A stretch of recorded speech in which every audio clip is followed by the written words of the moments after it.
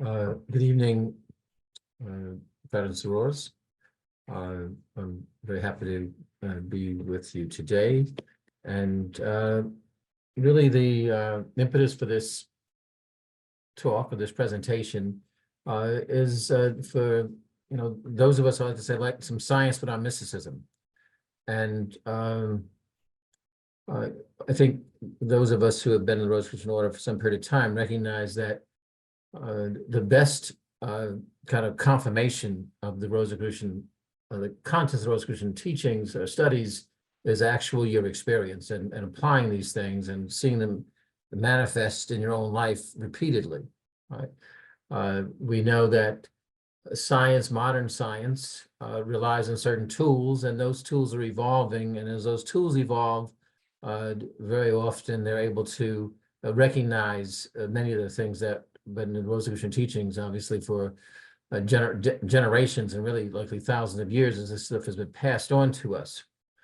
I think some of this is so fascinating to, I think, reflect on the illumination, the experience of such high level of consciousness that individuals going back literally likely thousands of years, because you can see this evidence all over the world, different traditions, who have been able to perceive reality directly and immediately without the advantage of some of the scientific tools we have today, such as linear particle accelerators, which, of course, billions and billions of dollars to make and take years to build. So somehow through the inner consciousness that is clearly more connected to the cosmic consciousness that underlies all of experience and reality, individuals or many folks have been able to get a glimpse or an understanding of these aspects of reality that our material scientists are slowly kind of accumulating for themselves to their satisfaction.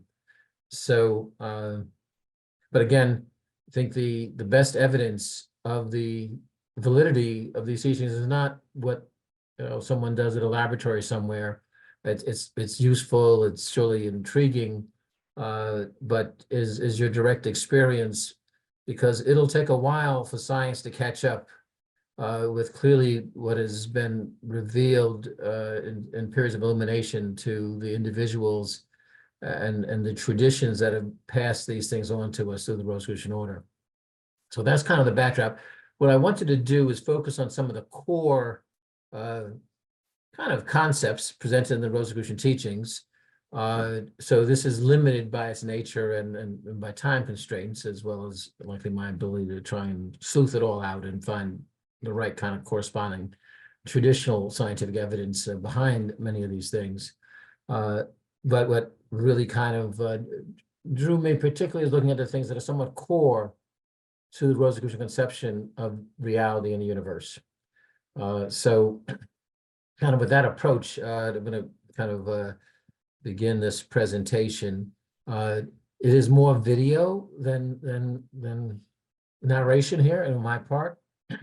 I should mention to you the challenge of some of these things are pretty complicated topics that there's hours and hours and hours and hours of video on the internet, I mean, from quality places, because they're pretty complicated subjects, some of them.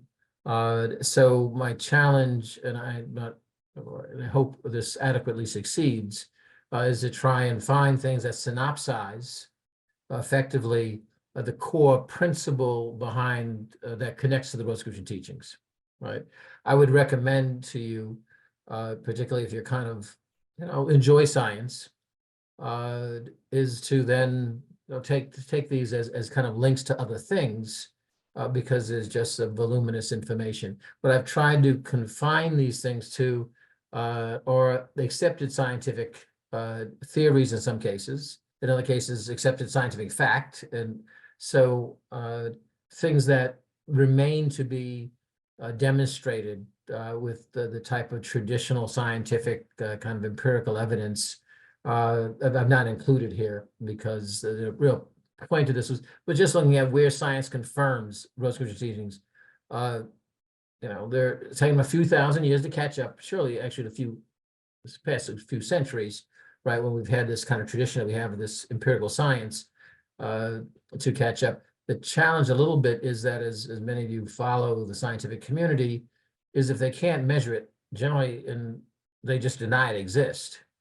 So, and they have their own reasoning or rationale for that, because, well, we can't measure it, so what can we do with it, right? But very often you can find very aggressive assertions denying these possibilities because they're not able to measure and quantify them yet. But scientific advancement eventually keeps opening up that window. So with that, I'm going to switch over and and share the screen on, if I do this all right. There we go. So here's a nice little graphic we've got up top here, where science and mysticism. And as I say, examples of current scientific evidence supporting the content of the Rosicrucian order and work studies, right? So that's really what this is. Again, it's not saying that what there is no evidence for is not true. It's simply saying, here's where science is apparently finally caught up of sorts with this kind of primordial tradition of wisdom that's passed down to humanity. I say it's this kind of fundamental birthright and inheritance. So here's what we're going to cover. Try it again. Okay, sorry about that. So I've got a bunch of topics here. We have a bunch of topics, and I wanted to again look at things that very much relate to our Rosicrucian experience, and some of them, as you'll see, that are very central in some ways to our Rosicrucian teachings and experience as well. So that's what most of these topics are.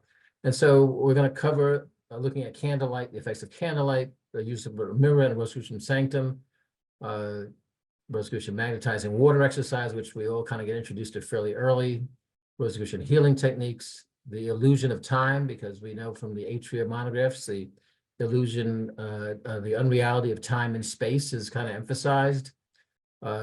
Also, one of the most fundamental, I think, tenets of the Rosicrucian tradition is that the energy that we refer to as spirit energy, not to be confused with spiritual, but with spirit energy, that's the that really talks about all those things that manifest, that through we can recognize sometimes through our senses and sometimes beyond our senses, but that spirit energy is vibration and everything is in vibration.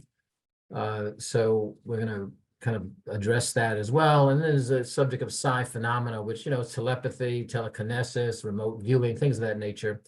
And then lastly, we'll look at reincarnation and the scientific evidence, basically for all of these particular topics. In some cases, I just quote directly the research. In other cases, more what has been summarized, about the research.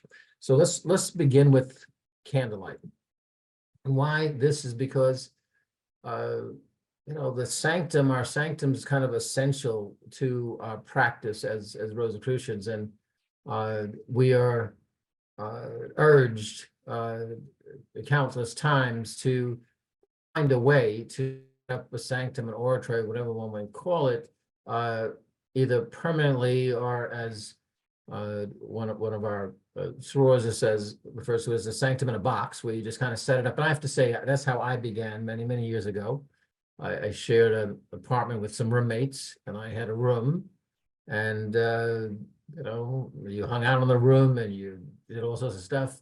But in the corner, I had found, actually in the street, mind you, I found a pie crate, a thing that they delivered pies in. And it was a crate, and it was about 2 feet tall, and maybe about 2 feet wide, etc.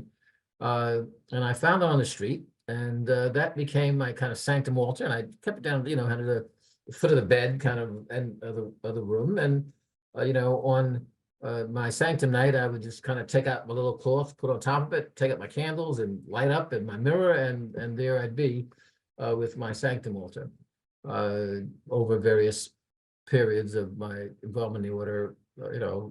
I had fortunate quite a few walk-in closets, which is really great if you can get one of those, depending on one's apartment, in New York living. So anyway, the sanctum candles are part of that, right? So you say, well, what's with the candlelight? Of course, we see candles in almost every kind of religious tradition. I don't care where in the world you look, you find the use of candles. And we're told in our monographs that candles kind of even out certain vibrations in our environment, and that's useful in terms of the ambitions we have when we come into to do our Rosicrucian studies. And what the uh, basic research on it has shown is that exposure to a soft flickering light of a candle can trigger biological responses that allow for relaxation and calmness.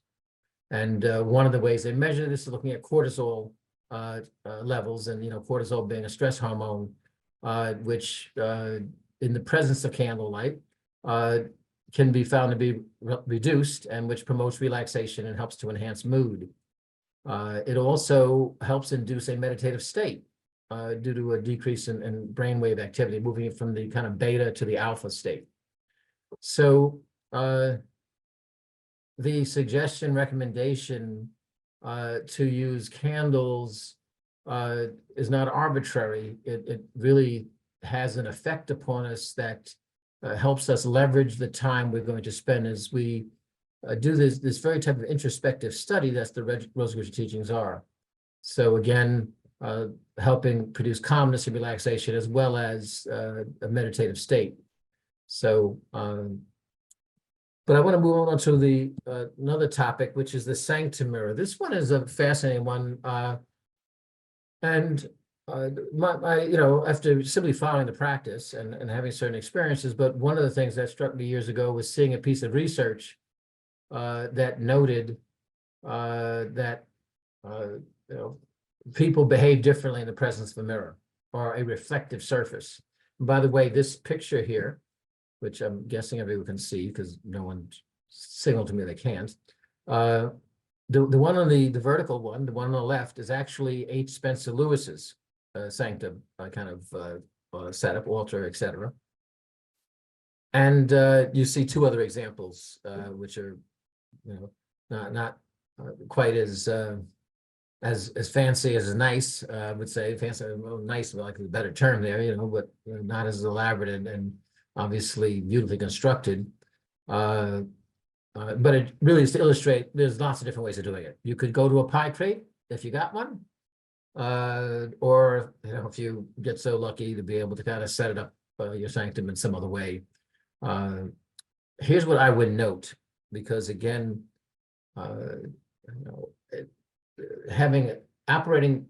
making use of a sanctum in some fashion. Again, whether it's one that you put up and down, or you were able to keep as a standing feature of some space,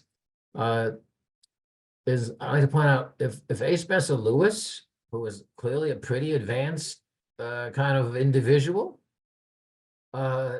still had candle and mirrors, likely something to it, right? So, but we're going to look at some of the research that actually points out from a kind of Western, kind of scientific viewpoint, some of the significance of a mirror, right? So, but to look at that, we'll kind of. So I'm going to read this little bit here because it's likely the easiest way to present it. So this a little bit of history, and this just came out of a research document, which you could see cited at the bottom of the slide. It says, the mirror has played an extraordinary role in the transgenerational development of human consciousness by helping to change the self-identity of humans, as well as to modify the mind-brain in relationship to the self. The mirror's uniqueness is due to the double function of the eyes, both visual sensors and organs of the body. Thus, the subject sees itself in the act of seeing. The specificity of mirrors resides in producing, quote, the consciousness of being, unquote, into the reflected object, that is the subject of reflection.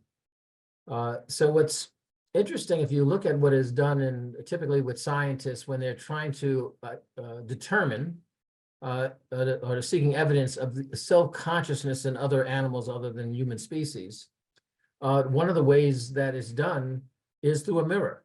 That really is likely the primary way, actually, that is done.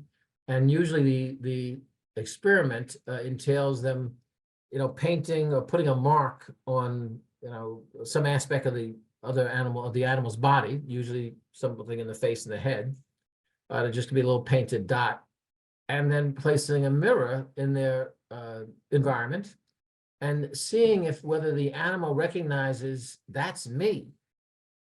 Or do they go instead to try to attack the other creature, which sometimes, if they don't realize them, but as you'll see with you look at primates, and even in dolphins, some mammals, I guess, really, form of mammal, they're able to spot and identify and realize that spot is on them.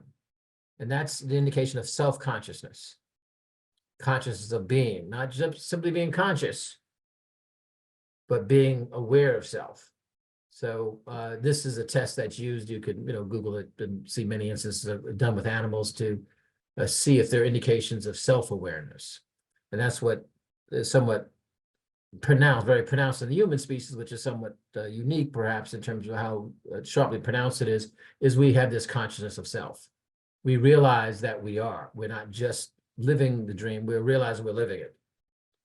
So this consciousness of being, and then what's interesting also, I think, to our tradition, we say historical documents of spirituality and divination in ancient Greek, in Greek language, together with poetic and artistic testimonies of Dionysian rituals indicate that, quote, mirroring in a specular metal or glass surface successfully replaced gazing at water or oil surfaces, which was common in ancient Egypt and the Orient. So this thing of using mirrors as a feature of spirituality and divination goes back to the Egyptians and the Orient, as well as you can see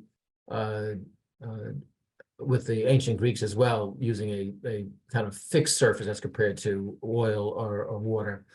And you could, we know there's the various, myth of one of the, I'm going to say Greek gods, as I recall, who sees their reflection in the water, right, and kind of just falls in or something at the end of it. But anyway, so this has been around for a long time. So it was common in ancient Egypt and the Orient. Mirrors were used in mystery school initiations during Orphic and Dionysian rituals. And this, what I've quoted above there, comes from this particular research study, the kind of the preamble to the data in a research study. As you can see, mirror and eye gazing, integrated review of induced, altered, and anomalous experiences. And this was published in the peer-reviewed journal Imagination, Cognition, and Personality, and Conscious and Theory, Research and Clinical Practice, 2001, volume 40, I guess the fourth issue. So there's a recognition historically that mirrors were used for the kind of practice and uses that we use them today in our as Rosicrucians in our sanctums, because they do give us access to enhancing or emphasizing certain states of awareness. And kind of going a little bit further, one of the most interesting studies, so that at least tipped me off to this another dimension of this, had to do is very much what is recounted in this study here, though the study that I saw was about 20 years ago, but this is a more recent one. And this thing of that the awareness, an objective self-awareness, which suggests that bringing awareness to our own existence through the use of a mirror can increase our self-evaluation and heightened sensitivity to social and moral norms, rules, and standards. It says, furthermore, inducing self-awareness in adults increases the likelihood of adults taking the perspective of another person. So there's two very kind of, really kind of three things here, right? So there's the mirror, using a mirror and gazing at a mirror. Heightens a sense of self-awareness, which what we were just talking about. Increases also our self-evaluation and heightened sensitivity to social and moral norms. And that's where this honesty study kind of came about. And there's another version of it, which we'll be citing right here, where individuals are more likely to exhibit honest behavior in the presence of a mirror or a reflective surface of any nature. So you've got this. So furthermore, inducing self-awareness. But the last thing is quite interesting. A number of studies that kind of focus on this. Inducing self-awareness in adults increases the likelihood of adults taking the perspective of another person. And you'll see in a little thing that I showed a little later on here is how one can begin to address that person. I'm going to quote both Walt Disney, Mirror, Mirror on the Wall, Snow White, who's the fairest of them all, right? That conversation with the mirror, as well as Michael Jackson here, which is quite a different direction, Man in the Mirror. But this notion of mirror gazing and seeing, and I'll just share with you how my first experience with this was, it was literally just kind of, being in the restroom of my home, at the wash basin, washing my hands and looking up in the mirror, and something simply suggesting to me, let me look at that person as if I just met them on the street. Who is this person? What would I make of that person when I see in this mirror? What, if I just ran it, what would I make of? What would be my, assessment of who that person was, based on their appearance? And very quickly, soon after, a bunch of anomalous, what they call anomalous experiences, took place. Which is when you look at the Walt Disney, mirror, mirror on the wall, who's the fairest of all, and the mirror's kind of, and all that. So there's clearly a good deal going on there. So, but let's look at this study about honesty. So here we got young children, right, preschool children. They're looking at lie-telling behaviors, which increased during the preschool year. So kids begin to lie, and we likely all can remember ourselves doing this, or surely seeing some other kids doing it, though we were adults. Telling lies that obviously adults realize must be a lie, but the kid doesn't, you don't realize it when you're a kid. You think somebody's gonna believe this. So lie-telling behaviors increased during the preschool years. Kind of fascinating. Begin lying very early in life. But inducing self-awareness through the use of a mirror reduces lie-telling behaviors of preschoolers. Even with this kind of, I guess, innate self unto self, kind of experience affects our behavior. So, and as noted here in the particular study that is reported on this article from 2018. So in the study, children in the self-awareness condition, which is ones who were presented with a mirror, were significantly more likely to tell the truth about peeking. They were asked not to peek at something when, a person was out of the room, don't peek, compared with those in the promise and control condition. So the promise was saying, well, we're making, promise not to do it. And the control conditions where they weren't given any additional thing outside of don't peek, right? And so the promise, kids promising not to do it didn't really affect their behavior. It was no different than the control group, which basically were told don't look. But the mirror significantly reduced kids peeking and increased basically their honesty in the test. So when there's lots of tests that kind of play on the same thing about, again, mirrors and kind of honesty. So what's going on that you have to ask yourself? But there's more. So here's a piece on mirror and eye gazing. So, and it really relates to the experience that I recounted that just many people, matter of fact, interesting enough, in having a recent discussion of this with some members at the Rosicrucian Cultural Center in New York. Sure enough, shortly into the conversation, folks began to say, well, actually, me too, having this type of experience I described to you, where just in my own eyes and trying to really look at that person in the mirror, that kind of, I'm calling them where some strange things started to happen, in terms of visual stimuli.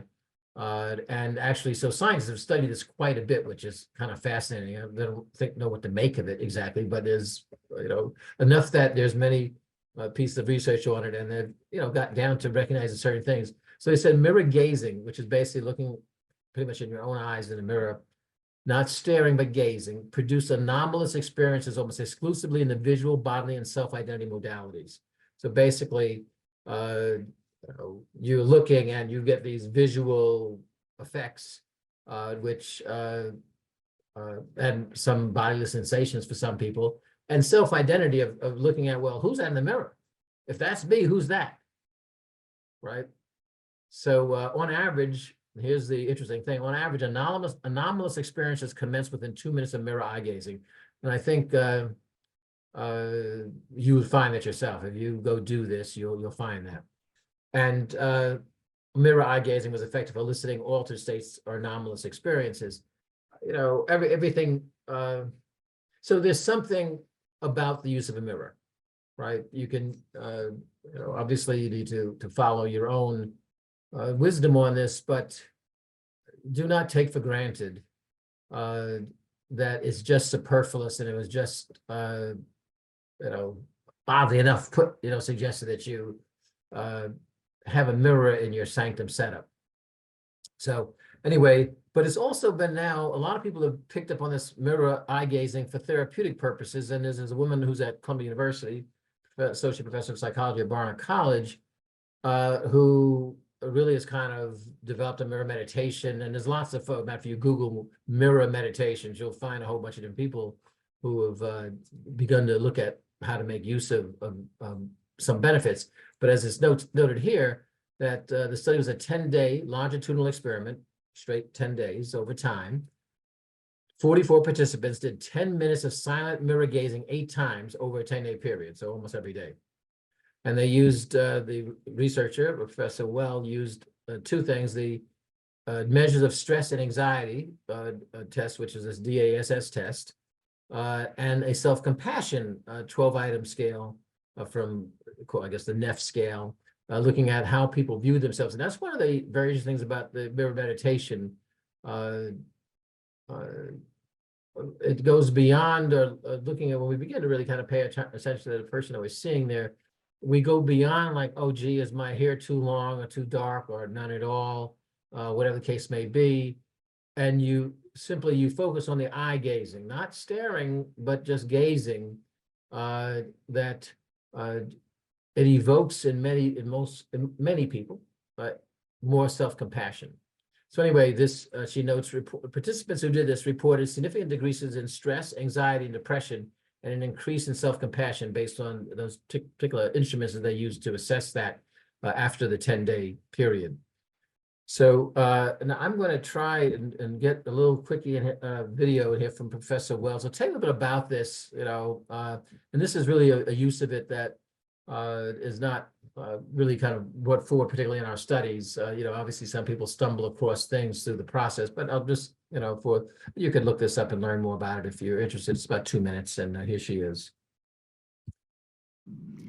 Hello, my name is Tara Well. I'm a motivational psychologist and a professor at Barnard College. One of the things that we discover when we first look in the mirror is we tend to treat ourselves as objects, okay? We're just basically fixing our appearance so we can look presentable to go out in the world.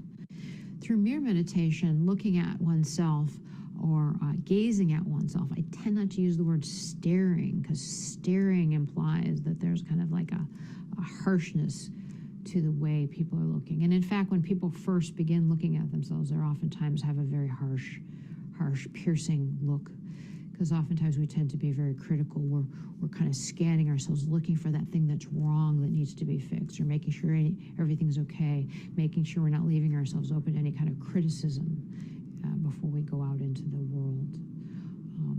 But over the course of time, over the course of sitting with oneself for 10 minutes, gazing, letting one's impressions sort of wash over your eyes instead of going and examining oneself, actually changes people's perceptions. People begin to realize how cruel they are to themselves, just downright cruel in terms of the kinds of criticisms they have about their appearance, and the harshness with which they evaluate themselves and look at themselves.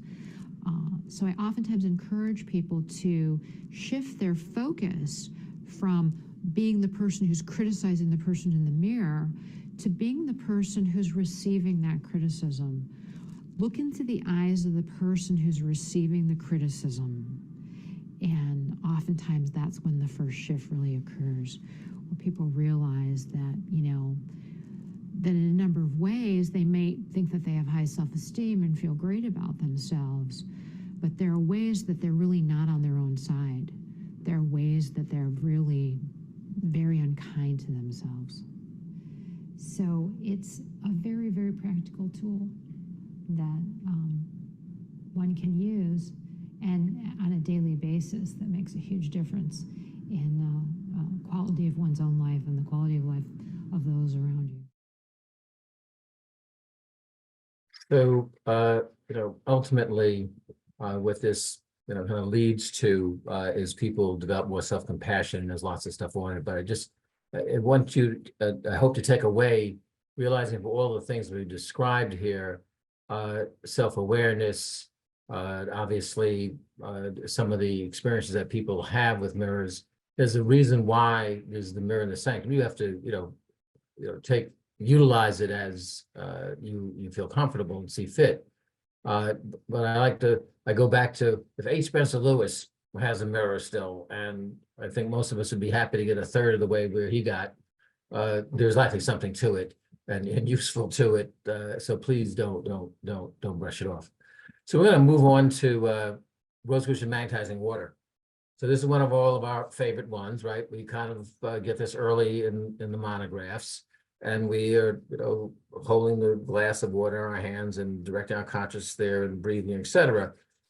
So this piece of research comes from 2015, but it's been researched much earlier than that, actually. Years ago, we had, in the New York area, put together a conference on science and mysticism, and actually had another researcher who had actually been published in Rosicrucian Digest years before, who had done studies on the chemical changes that were brought about when ordinary water, was held in the hands or even attached to the person in a vial over a period of time, of how it brought about changes. And here, this one, you can see it's the infrared spectral alteration in water proximate to the palms of therapeutic practitioners. What that simply means is that they used a spectroscopy, and here spectrophotometry, which is basically, there's these devices that they're basically using a type of light, in this case, infrared light, and how it scatters the light tells scientists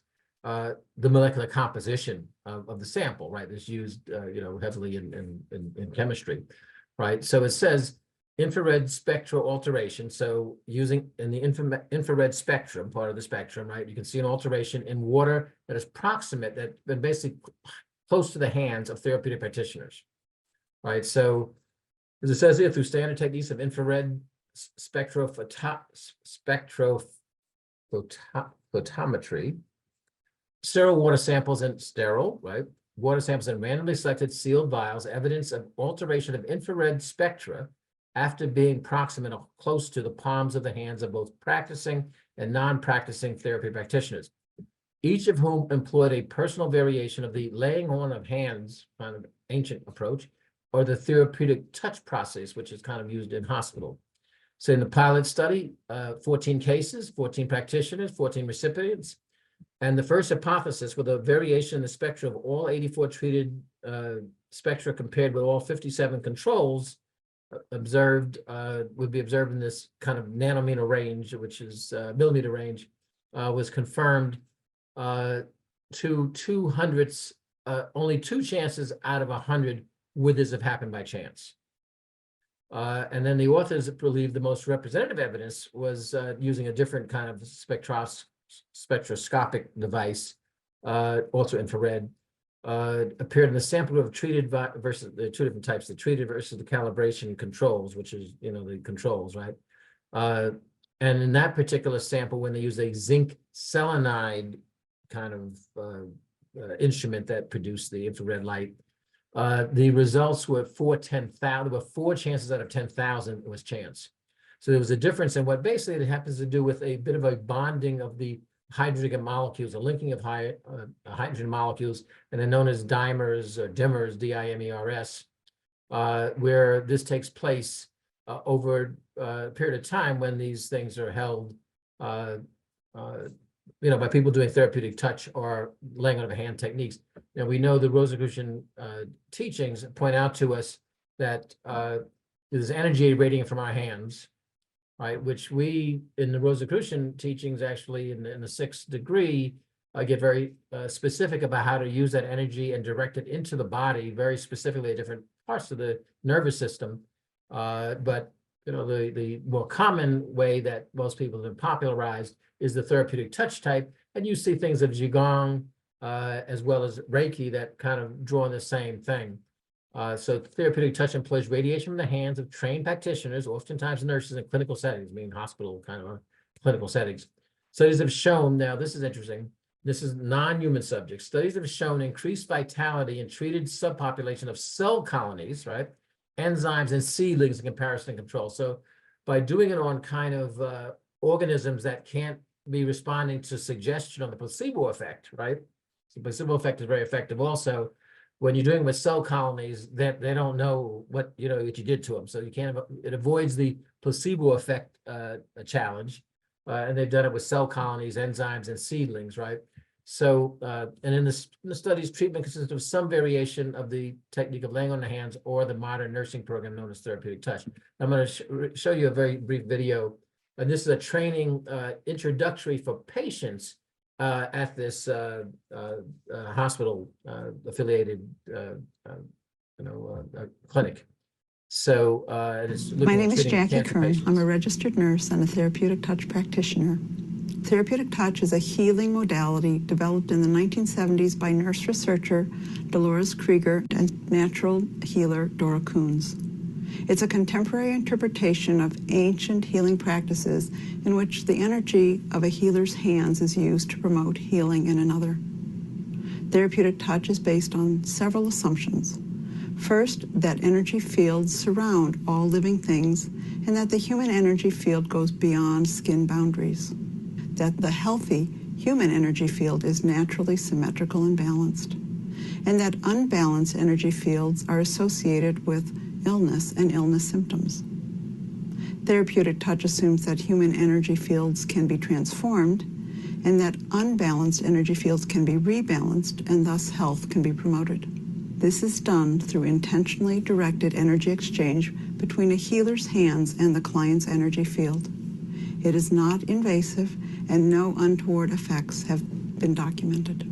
In multiple studies, therapeutic touch has been documented to be effective in reducing pain and anxiety and promoting relaxation, all of which facilitate natural healing processes.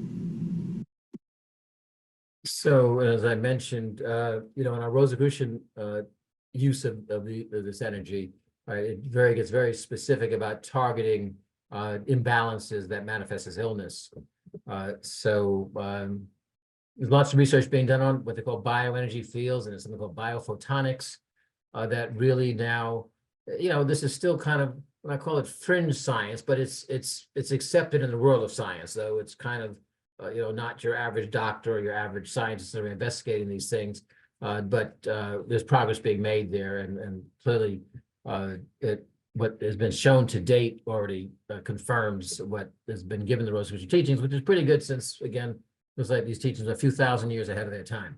But so anyway, the next most fascinating thing here is looking at spirit, energy, and vibration. I mean, we hear this from the very beginning of our teachings. Everything is vibration.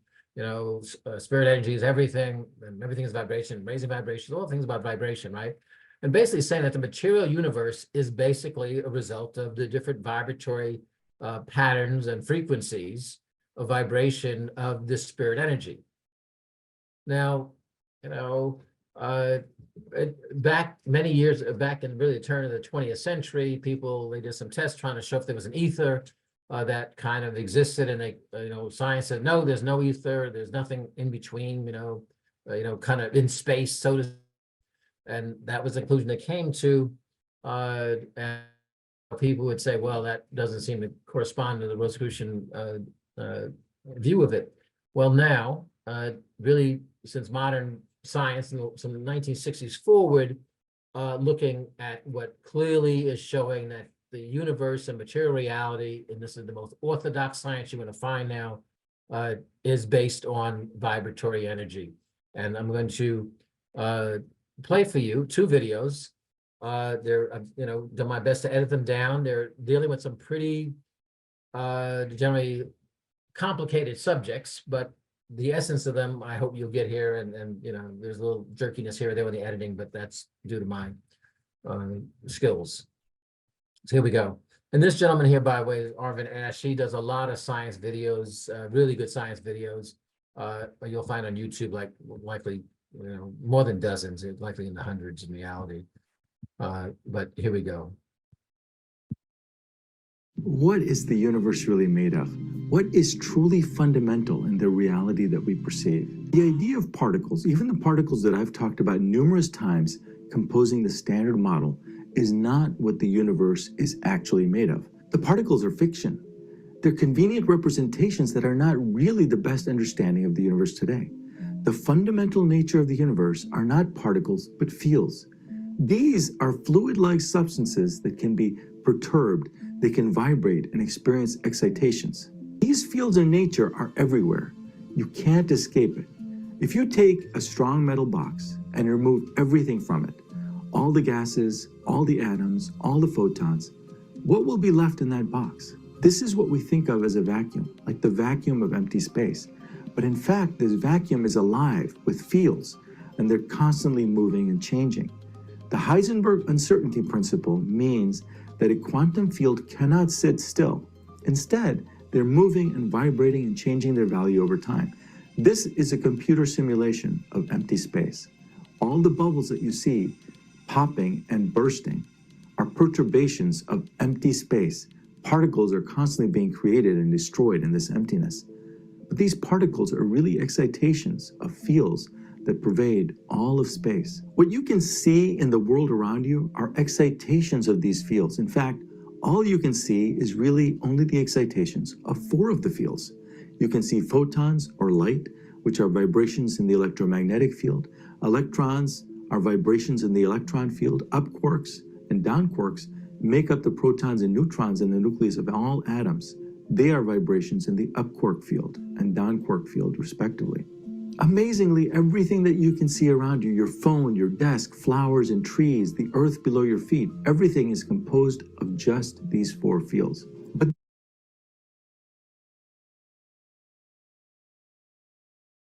Okay, take that. what is the universe? What? There we go. Okay, so basically, if you look up quantum field theory, QFT, that is the dominant theory now by physicists, theoretical physicists of basically how the material world exists, right? And that was, kind of a synopsis of it there. So protons, neutrons, atoms, all that kind of stuff, electrons, they've known really for, decades that those things don't exist as kind of we were initially taught those things, that the electrons were going around, the nucleus, etc. No, actually electrons are waves, and it's only when they're kind of interacted with and measured they become a particle. So now they describe these things as probabilities as compared to literal things, but all of it comes down to this notion of this quantum field, right, vibrating, and depending on the nature of those vibrations. Now, that illustration that they had with that looked like a cube with a bunch of pretty colored things going, in and out, etc., that actually was done by massive supercomputer, and that really is representing something that is billions and literally billions times billions in terms of the finite nature of it, right? So that's been multiplied. It would be what you saw there would be something multiplied by billions times billions in terms of the speed of it. Those actions. So they're happening so fast, it's impossible to perceive them in normal, in any normal way of doing it. The other dominant theory is string theory. And these things are not totally in opposition. Quantum field theory and string theory are not in total opposition to one another. They have things in common. String theory also very debated, more so than quantum field. Quantum field theory is pretty much likely, 80–90% of physicists go, yeah, that's what, that's how it is. String theory is like the other 5 or 10%. And listen to this about string theory.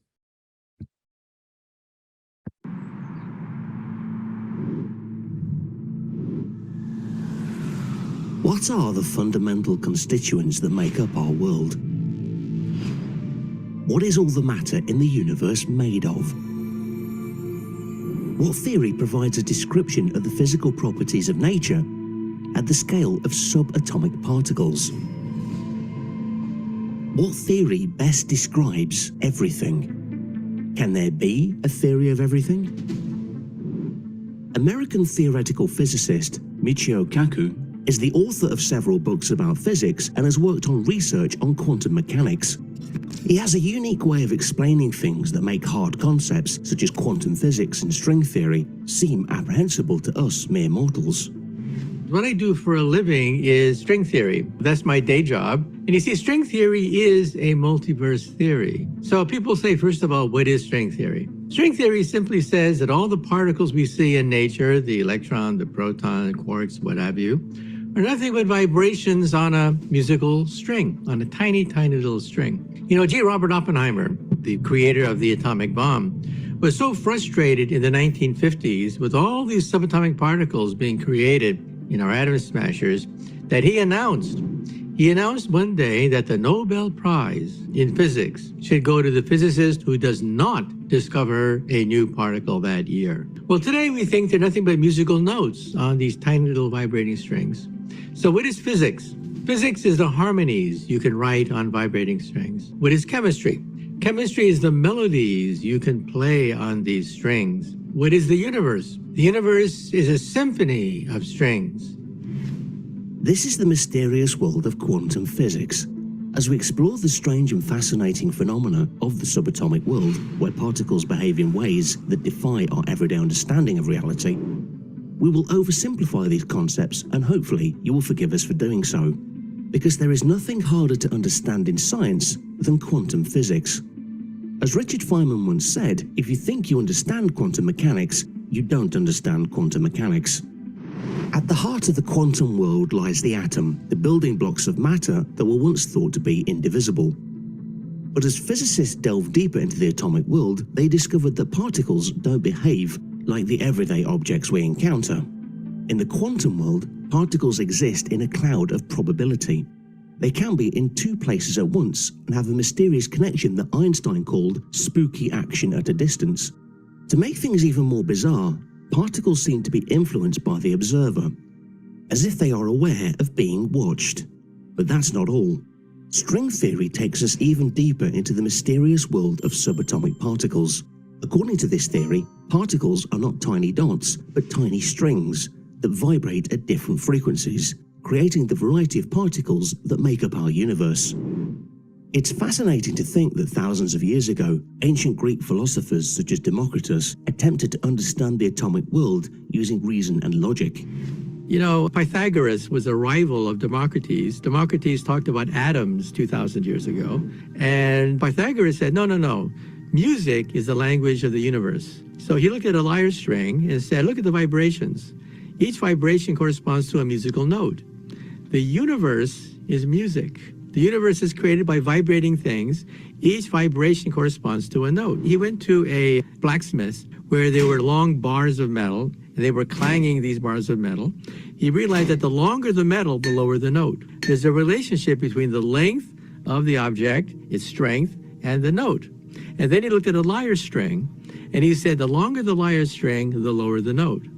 And then he said, this is the universe. What explains the diversity? What paradigm is rich enough to explain the diversity of the entire universe?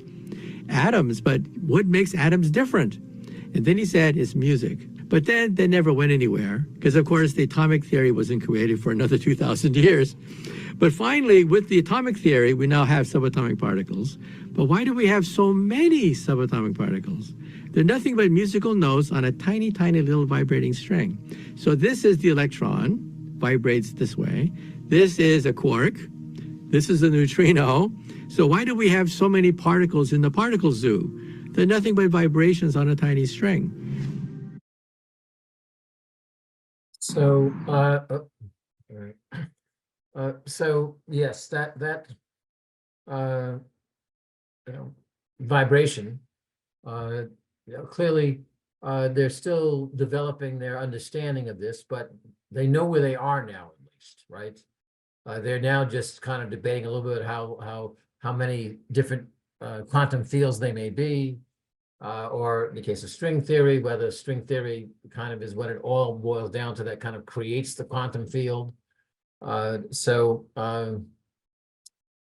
Basically, somehow folks knew this thousands of years ago. And again, that's that illumination. Now, I think we're going to be in overtime here, and obviously not everybody can stay for overtime. So we have the illusion of time. Now, this one, this is actually a fairly long video. So let me do it anyway. I think people have a little trouble getting it, the idea of the simultaneity of all past, present, and future.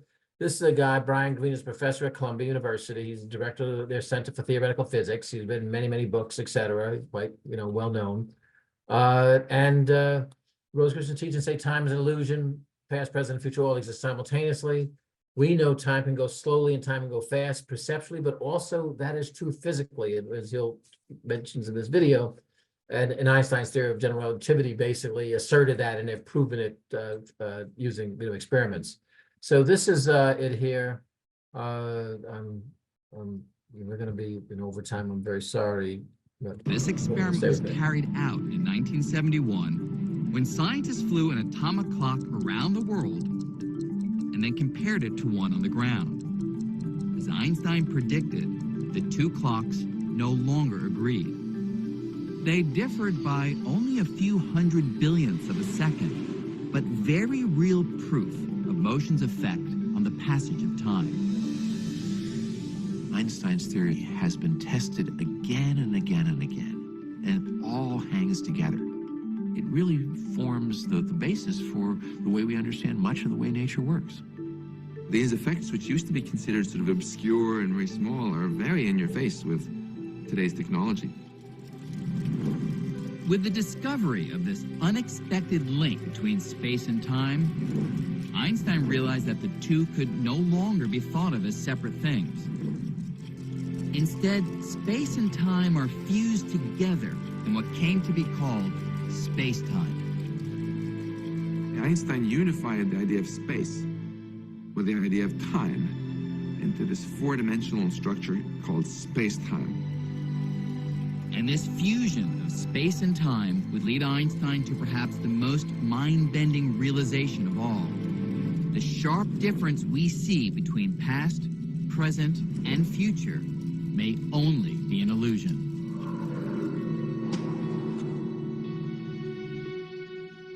In our day-to-day lives, we experience time as a continuous flow.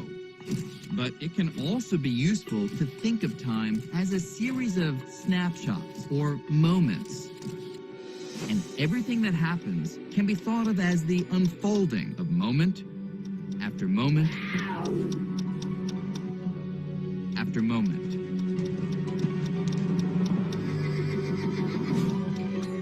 And if we picture all moments or snapshots lined up, every moment here on Earth, every moment of Earth orbiting the sun, and every moment throughout the entire universe, we would see every event that has ever happened or will ever happen. Every location in space and each and every moment in time. From the birth of our universe at the Big Bang some 14 billion years ago, to the formation of stars in the Milky Way galaxy, to the creation of Earth 4.5 billion years ago, to the time of the dinosaurs, to events happening on Earth today, like me working in my office. Thinking about space-time like this led Einstein to overturn our everyday picture of past, present, and future.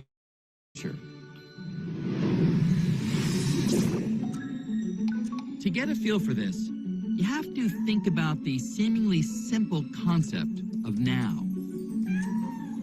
For me, a list of things that I consider to be happening right now might include the tick of noon on my office clock, my cat just now jumping from the windowsill, things happening far away like a pigeon in Venice taking flight at this very moment, a meteor just now hitting the moon, and the explosion of a star at the far reaches of the universe. These and all other events that I think are happening at the same moment in time, but in different regions of our universe, make up what I intuitively think of as now. You can picture them as lying on a single slice of space-time. Let's call it a now slice.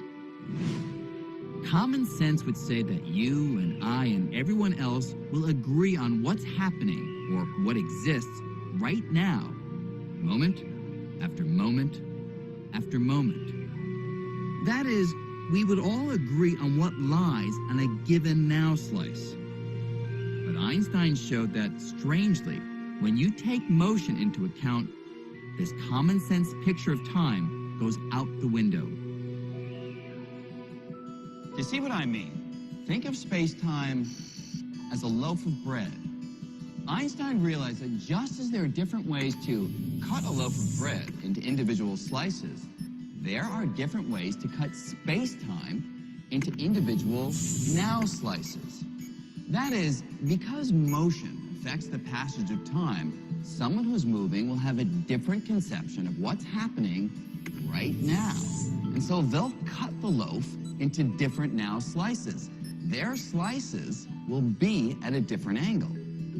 That person who's moving will tilt the knife, will be carving out these slices at a different angle. They won't be parallel to my slices of time. To get a feel for the bizarre effect this can have, imagine an alien here in a galaxy 10 billion light years from Earth, and way over there on Earth, the guy at the gas station. Now, if the two are sitting still, not moving in relation to one another, their clocks tick off time at the same rate, and so they share the same now slices, which cut straight across the loaf. But watch what happens if the alien hops on his bike and rides directly away from Earth. Since motion slows the passage of time, their clocks will no longer tick off time at the same rate. And if their clocks no longer agree, their now slices will no longer agree either. The alien's now slice cuts through the loaf differently. It's angled toward the past. Since the alien is biking at a leisurely pace, his slice is angled to the past by only a minuscule amount. But across such a vast distance, that tiny angle results in a huge difference in time. So what the alien would find on his angled now slice, what he considers as happening right now on Earth, no longer includes our friend at the gas station or even 40 years earlier when our friend was a baby. Amazingly, the alien's now slice has swept back through 200 years of Earth history and now includes events that we consider part of the distant past, like Beethoven finishing the Fifth Symphony. Even at a relatively slow speed, we can have actually tremendous disagreements on our labeling of now, what happens at the same time, if we're spread out far enough in space. And if that's not strange enough, the direction you move makes a difference too. Watch what happens when the alien turns around and bikes toward Earth. The alien's new now slice is angled toward the future. And so it includes events that won't happen on Earth for 200 years. Perhaps our friend's great-great-great-granddaughter teleporting from Paris to New York. Once we know that your now can be what I consider the past, or your now can be what I consider the future, and your now is every bit as valid as my now, then we learn that the past must be real. The future must be real. They could be your now. That means past, present, future, all equally real. They all exist. If you believe the laws of physics, there's just as much reality to the future and the past as there is to the present moment. The past is not gone, and the future isn't non-existent. Past, the future, and the present are all existing in exactly the same way. Just as we think of all of space as being out there, we should think of all of time as being out there too. Everything that has ever happened or will happen, it all exists. From Leonardo da Vinci laying the final brushstroke on the Mona Lisa, to the signing of the Declaration of Independence, to your first day at school, to events that, from our perspective, are yet to happen, like the first humans landing on Mars. With this bold insight, Einstein shattered one of the most basic concepts of how we experience time. The distinction between past, present, and future, he once said, is only an illusion, however persistent. This experiment was carried out in 19... Okay, we're in overtime, but we're just beginning, I think, the baseball season, and so it's extra innings of sorts. Obviously, I hope you can stay. There's a bit more that I'd like to share with you. I'm sorry that we're running over. I knew it was going to be tough. So I thought that was pretty amazing. Rosicrucian things, atria degrees, no time, no past, present, and future, all once. Einstein, as well as physicists coming after. This one here, this is very brief, fortunately. It's on looking at psi phenomena, which is basically like telepathy, telekinesis, remote viewing, all those type of things. And the problem that physicists and modern scientists had with it, any of that stuff, because they can't measure and repeat it kind of consistently. But one is they say there's no way this can happen. They don't understand there's no physical means between one person and another means, so it can't happen. They just can't believe it. But this thing called quantum entanglement, which really deals with quantum physics, kind of hits right on this. And fortunately, this is a very short little video here. So he kind of summarizes it pretty quickly. Quantum entanglement, basically saying that where two things can connect beyond space and time, as we were, trained to understand. Quantum entanglement is one of the weirdest phenomena in physics. It's when two particles become connected in a way that their states are linked together no matter how far apart they are. Imagine two particles, say electrons, which are entangled with each other.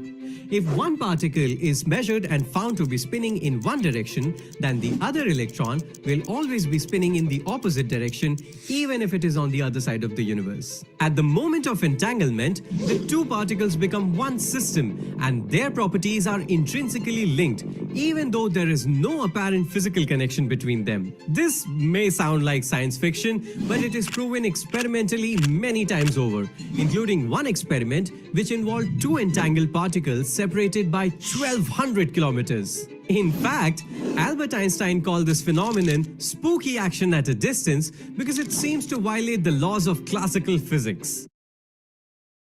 So anyway, and actually there's other research kind of where people looking at how people can do absent healing and a variety of other things,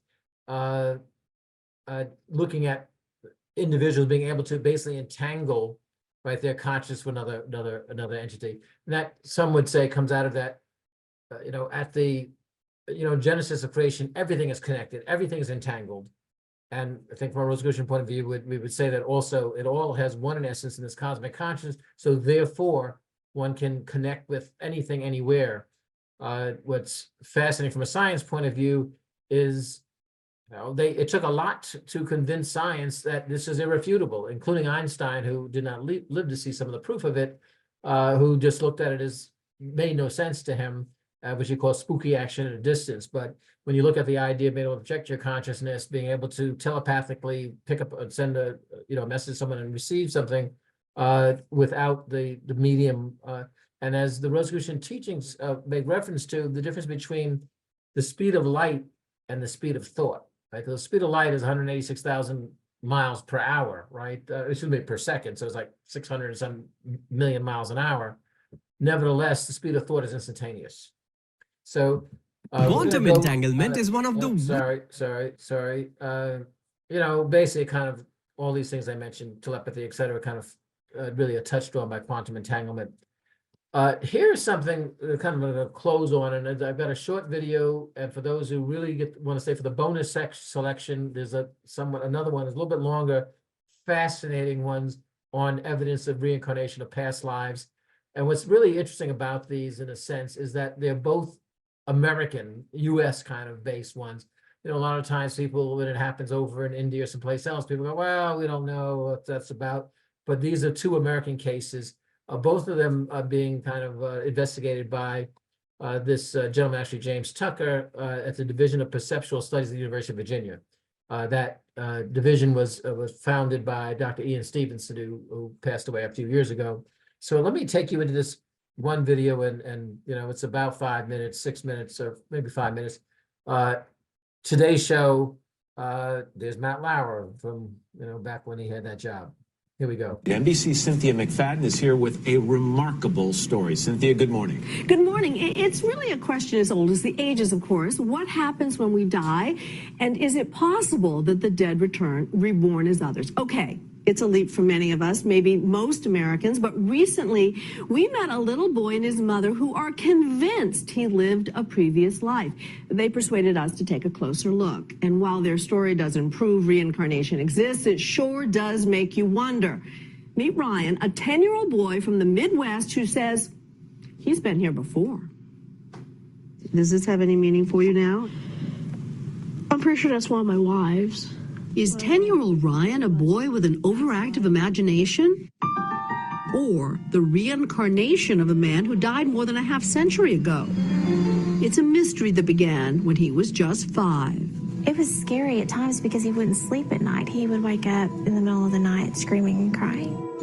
One night, he said, "Mom, I have something I need to tell you. I think I used to be somebody else." He started just telling me these stories about how he had lived in Hollywood.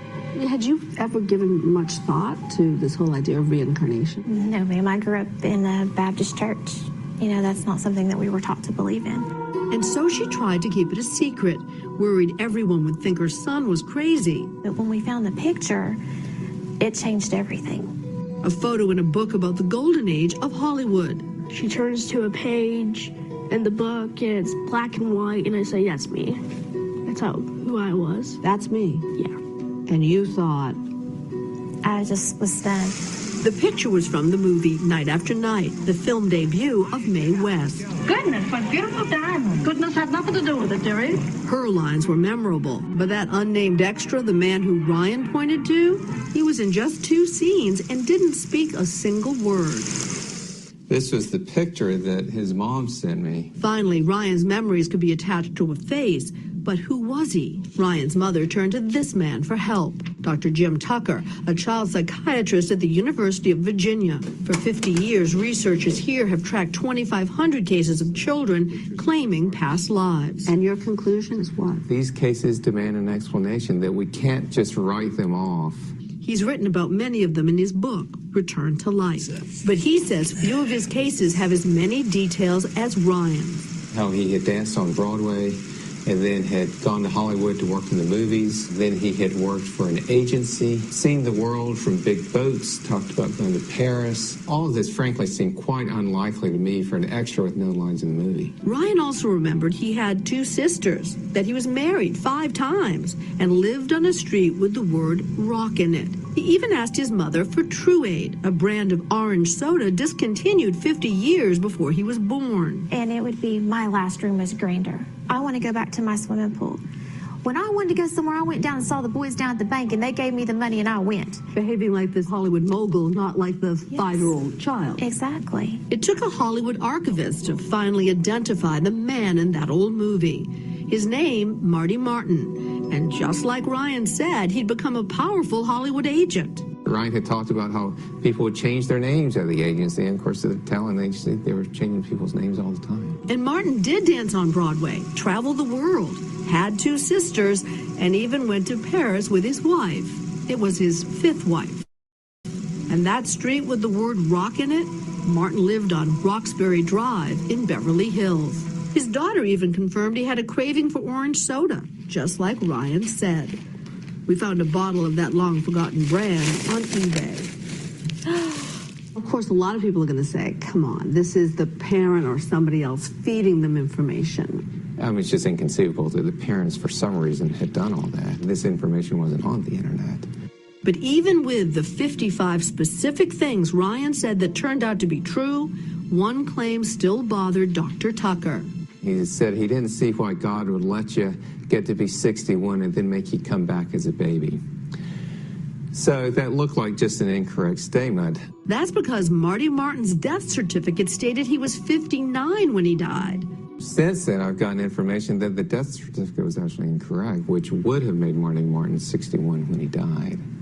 So he was just lying about his age like everybody else in Hollywood. Or is a typo on the death certificate, or, you know, who knows what. Right. Ryan was right all along. Are you glad you've had this experience? Yes, I am. Does it still feel real to you now that you're 10? I still feel like it's real, and it is kind of fading.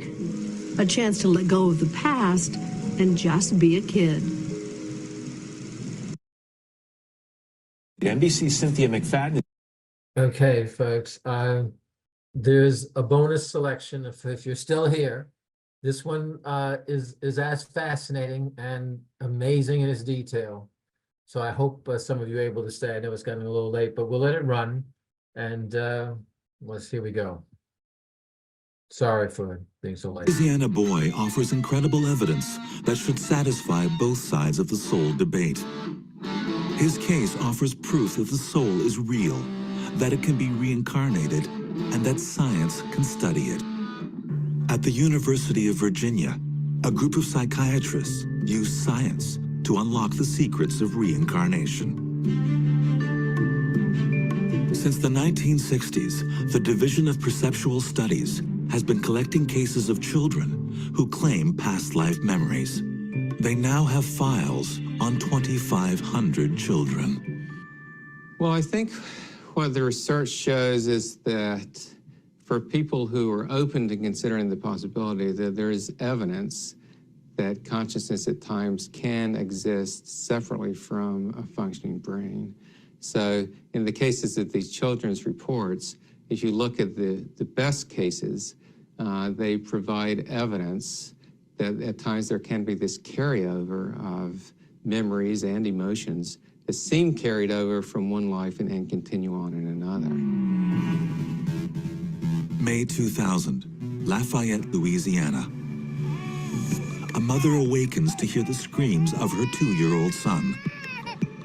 He was laying on his back, and he was kicking his feet up like this and pounding his fists like this, just kicking and screaming at the top of his lungs. Andrea Leininger cannot soothe her baby James. Eventually, he falls back to sleep. She thinks the nightmare is over, but really, it is just beginning. Then the next night he had another one, and it was the exact same thing, the same exact kicking motion. And the more he had it, the more bizarre it became because it was so specific and so repetitive. This marked the start of one of the best documented cases of possible reincarnation in history. Today, James Leininger is 12.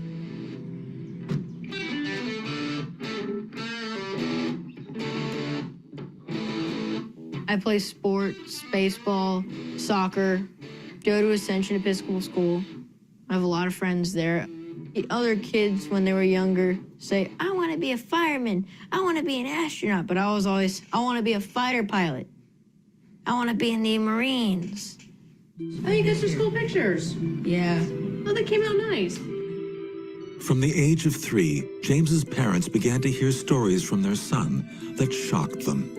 That their son was recalling things that connected him to a Navy pilot who died in 1945. They were skeptical.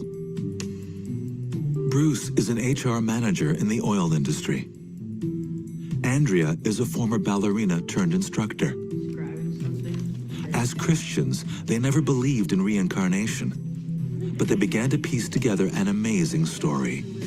The first clue came from the terrifying, non-stop nightmares that James began having at the age of 2. He was saying, airplane crash on fire, little man can't get out. Airplane crash on fire, little man can't get out. That's when I was like, oh my God, is that what he's been dreaming this entire time? What he was saying wasn't registering as much on me as what he was doing. He was flailing around in bed. And I remember the very specific thought I had at that point. This looks like The Exorcist. He was freaking out. I had this thought, he possessed, what is going on here? Within a year, the visions that greeted James in his nightmares began taking shape when he was wide awake. I was reading to James, and then he sat up and he goes, Mama, the little man's going like this. And he laid down and he goes, and he did the same thing he did in his dream. He was kicking his feet up and he goes, the little man's going like this. Ooh, ooh, ooh, can't get out, can't get out. And I sat him back up and I said, who's the little man? And he goes, me. It still makes my hair stand up. And Bruce said, what happened to your plane? And he said, it crashed on fire. And he said, why did your airplane crash? And he said, it got shot. And Bruce said, who shot your plane? And he went, oh, the Japanese. James then gave his parents the next uncanny clue, one that was very specific, the name of a ship from which he says his aircraft took off. So I said, well, did your boat have a name? And he said, Natoma. And I'd never heard the word before. And I went down the hall and got onto the computer and Googled it. And down around hit 300, all there was this thing, Natoma Bay, CVE 62. Clicked on it, and up comes this history of a World War II aircraft carrier. And so that was the beginning of what the heck is going on here. Standing there staring at this picture of this little, it was like an aerial photo of this little aircraft carrier in the water, and we just stood there staring at it for a long time. I had no answers. You know, how could he know this? How could he know a person? How could he know a ship? And what did all this mean? So that was where I really just said, I'm going to get to the bottom of this. I don't know how I'm going to do it. I don't know what I'm going to find, but I'm not going to stop looking until I get as many answers as I can get. This was enough to send Bruce on an investigation, doing his own research. Over the next 2 years, he learned about the men from the Natoma Bay, both living and dead. And James kept giving his parents additional, tantalizing, eerie clues. Well, I kept asking him, do you remember what your name was? Do you remember what your name was? And he always said James. And I thought, well, he's 2, he's confused. He thinks I'm asking him what his name is. Then James started drawing. That was one of my mission things. The mission thing, you remember that? Yeah. That's one of my favorite ones. The same thing, over and over. Like a movie, compressed all into one frame. An air battle. Flak. A plane on fire. And his signature, James 3.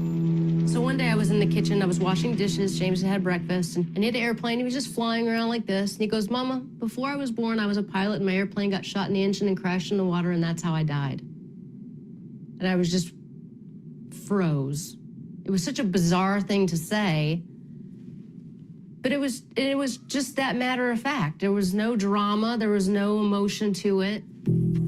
At 3, James started pretending to be a pilot, with an attention to detail that astonished his father. One day he dragged a car seat into the closet in my office, and he set up a little cockpit in there. He had a little play school console, and it was going to be a cockpit, you know, and he's going back and forth. All of a sudden, the door comes flying open, and he comes rolling out of it. I said, James, what happened to you? He says, I said, did you fall? He says, no. He says, my plane got shot, and I bailed out. The next breakthrough came when Bruce was invited to the Natoma Bay Veterans Reunion. He asked about the names of men killed in battle. And this led him to finally solving the mystery of James 3. He called me on the phone and he said, you won't believe this, there's only one guy from Natoma Bay who was killed during the battle for Iwo Jima, and his name was James M. Houston Jr. And I said, wait, that would make our James 3. I was so excited. I'm like, that's it. I'm like, that's him. It's James M. Houston. His name is James. It's the James 3. James Houston Jr., World War II Navy pilot. At age 21, on March 3, 1945, his plane was shot down over Chichijima. Now, the skeptical parents were sitting on compelling proof that their little boy really was reincarnated.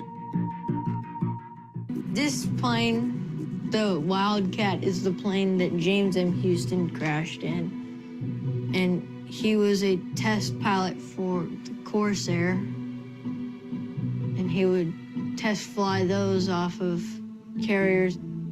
The F-18 is the plane I want to fly when I grow up. Since he was 2, James showed an unusual fascination for military air shows and an uncanny familiarity with vintage aircraft. His parents cautiously made contact with James Houston's only surviving relative, his sister, Anne. At first, she didn't know what to think about the little boy who claimed to be her brother, reincarnated. But then, James asked her for a painting that only one person other than her knew existed. She sent this January 16th, 2006. Says, "Dear James, I do hope that this is the picture you asked for. It is the only one of me done by my mother. I am sorry to be so long sending it to you. These past few weeks have been very busy and hectic. I hope you like it. With my love, Annie." James believed then, as he does now, that it was the dead pilot's soul asking for that picture. I had asked her for a painting that my past mother had done for her and me. This was in her attic for 50 or so years. My parents and she thought it was crazy that I would know about something like this. Anne, too, became a believer. And there were other, more chilling connections. James had 3 G.I. Joes he named Billy, Walter, and Leon, names his parents thought were strange for a boy to choose. Bruce is like, "Hey, James, what are you going to name your G.I. Joe?"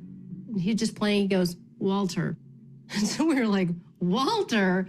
Bruce goes, "How come you named your G.I. Joes Billy, Walter, and Leon?" And he goes, "Because that's who met me when I got to heaven." And it was one of those moments where like the blood drained out of our face and we just kind of walked backwards. Bruce went in the office, I went in the office, we closed the door. He's in there going through papers like this. I'm like, "What are you looking for? What are you looking for?" He finds this piece of paper and he's like, and he says, "Billy Peeler, Walter Devlin, and Leon Connor were all in the same squadron as James Houston." I was like, "When did they die? Did they die before?" He's throwing papers around, pulls out another sheet, and he looked at the dates of death, and they all died before James Houston died. They all flew with him. Although James's dad remained skeptical that reincarnation might really be possible, what happened next was uncanny. So we're cleaning up the yard. He's playing in the leaves. I said, "I just love you to bits." And he goes, "Well," he said, "I knew you'd be a good daddy when I picked you." And I said, "What?" And he said, "Well, when I found you and Mommy, I knew you would be good parents." My head was shrinking to the size of a raisin, my brain. I said, "What do you mean when you found us?" He said, "Well, I found you and Mommy. I found you and Mommy in Hawaii." James told his father that he saw them in a pink hotel, which is where the Leiningers were staying when they decided to have James. Bruce and Andrea were cautious about asking doctors and psychiatrists for help. They decided to find their own solution to James's ordeal. And their solution was to go to Japan, to the very expansive ocean where the pilot, James Houston Jr., died. Thou who art the pilot of the souls of men. The boat was right above where the wreckage of the plane was. And Bruce did this beautiful memorial service. And so I thought that was a perfect moment for me to just say, I sat down with them and I said, Jim Houston's been a part of your life for as long as we can remember. And he's always going to be an important part of who you are. But you have a life to live as James Leininger. And it's time for you to say goodbye to Jim Houston. And he just started bawling. And he cried for about 20 minutes. He had everyone on the boat. It was the saddest thing I ever seen. He had everyone on the boat. Crying. It's time for us to say goodbye. James Houston. Goodbye, James and Houston. Good job.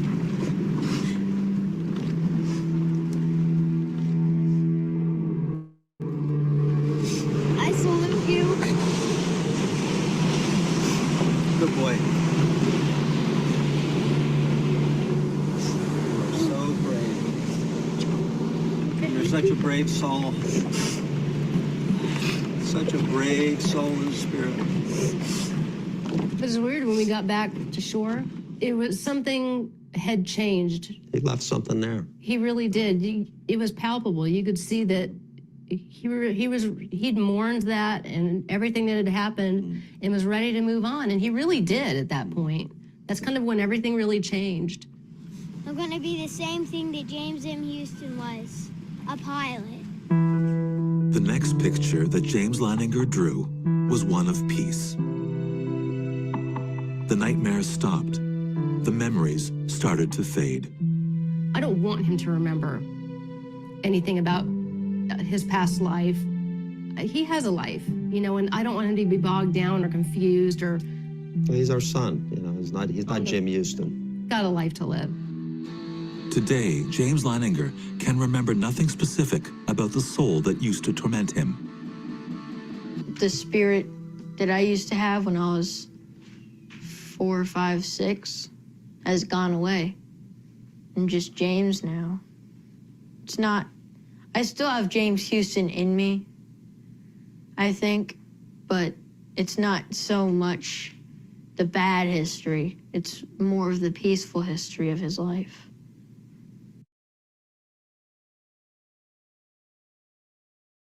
Louisiana boy. So there we go. Those of you who made it to the end, I hope you found all of this to be useful. There's some sources, some place I recommend you, if you're interested in the science stuff, the Journal of Scientific Exploration is published by the Society for Scientific Exploration. You can find them on the internet, pretty easily. And they basically are traditional scientists who study this stuff that's considered on the fringe, but they do it in such a way that they can keep their day jobs. So it's very exacting, and it's they publish papers, etc., and they do it with precision enough that obviously that they're able to function in their own professional careers. But they put out two publications, I recall, and you can get some of it actually for free. There's also the Institute of Noetic Sciences, which has actually been around since the early 70s, where you get people looking at the scientific aspect of these things. There's a wonderful book that was published in the mid-'80s called Margins of Reality. And it was published by Robert John, who was the founder of the Princeton Engineering Anomalies Research Laboratory, known as the PEAR Lab, it was known as. And that stayed around for about 25 or so years, maybe 30-ish years. And they actually cooperated with us when we put on the conference in 1999 of Where Science Meets Mysticism. So it's a great book because in the book, they're able to say things that they can't say in a published paper, which, has to do with peer review and scrutiny, and they were part of the engineering department at Princeton. So, but the book is very good also. So anyway, thank you and good night.